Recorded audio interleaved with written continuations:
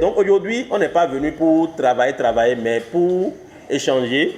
Vous allez m'expliquer comment vous avez travaillé, combien de personnes vous avez pu toucher, d'accord, par vos L'organisation activités. non Ensuite, gouvernementale Espoir des s'il y a des vulnérables, difficultés que vous allez rencontrer, SVUL vous allez dire, ONG, et on va voir engagée dans la pour mesure du possible l'épanouissement qu'est-ce qu'on peut faire sexuel pour régler et ces problèmes. reproductif des jeunes filles de la commune de Tanguieta.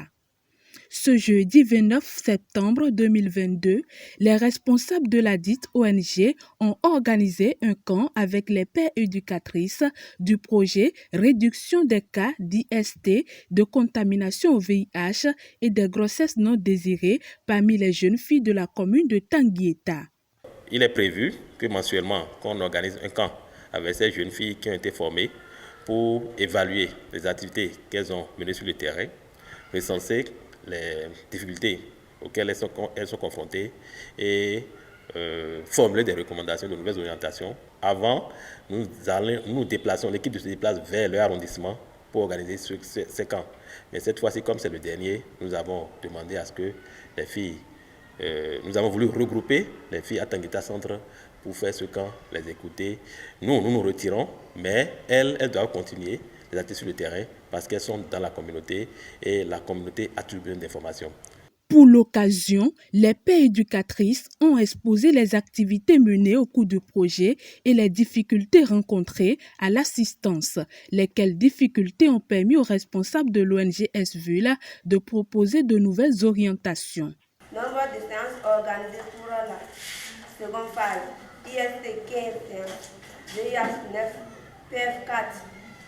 Nous avons eu des problèmes de moyens. Moyens de quoi?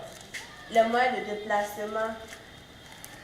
Arrivé au niveau des sensibilisations, après la sensibilisation, les gens se réclament tout ce qu'on doit les trouver au moins quelque chose. Et les gens sont réclamés même des préservatifs. Au niveau de la deuxième phase, on ne trouvait plus les gens à la maison. On était obligé de suivre dans les chats pour les sensibiliser, dans les maisons, dans les églises même et parfois dans le marché. C'est vrai, nous on leur a prévu un petit truc, je crois, mais qui n'est pas certainement à la hauteur de leurs attentes. C'est pour ça qu'elles ont formulé cette doléance-là, pour que désormais nous puissions augmenter les petits pédièmes qu'on leur donne pour qu'elles soient plus motivées et conduire les activités. Nous avons pris bonne note et désormais pour des projets du genre, nous allons voir comment, s'il faut réduire le nombre et rémunérer le petit nombre qu'on va former pour qu'elles soient plus motivées pour faire le travail, je crois qu'on ira dans ce sens-là. La deuxième difficulté formulée est à l'endroit de la communauté. Bon, parce que quand elles vont faire le travail, la communauté attend quelque chose en retour. Parce que la communauté se dit, elles ont laissé leurs activités pour venir les écouter. Et donc, en retour, elles doivent leur donner quelque chose. Et par rapport à ça, nous, on leur a dit non. Toute connaissance mérite un paiement. Parce qu'elles vont vers la communauté pour leur transmettre des informations, des connaissances. Et donc, normalement, cette connaissance est livrée gratuitement. La communauté ne doit pas attendre quelque chose en retour.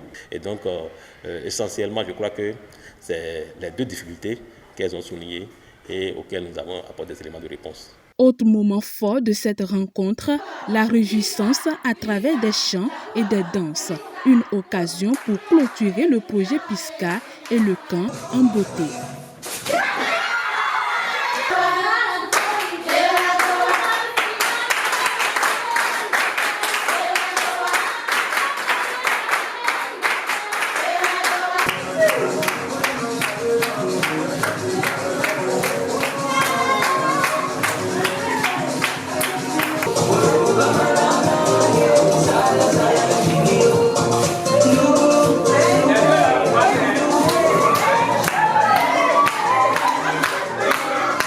Aussi, les pères éducatrices les plus actifs ont été récompensés.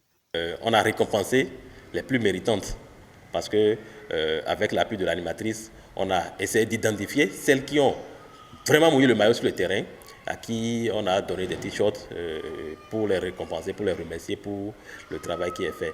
Donc d'autres n'ont pas beaucoup travaillé, mais on ne va pas dire qu'elles ont démérité. Elles ont fait ce qu'elles ont pu. Et donc globalement, moi personnellement, je suis satisfait parce que en dehors des peu sur le terrain, il y a l'animatrice qui est toujours disponible, disposée à les accompagner. Et elle court dans tous les sens pour pouvoir appuyer ces filles-là. Et nous-mêmes, en tant que responsables de l'ONG, on vient souvent en supervision pour voir ce qui se passe, améliorer ce qu'il faut améliorer. Le projet réduction des cas d'IST, de contamination au VIH et des grossesses non désirées parmi les jeunes filles de la commune de Tanguy-Eta a impacté positivement la vie des filles de la commune. C'est pourquoi les pères éducatrices de l'ONG SVUL sont disposées à poursuivre la sensibilisation les prochains jours.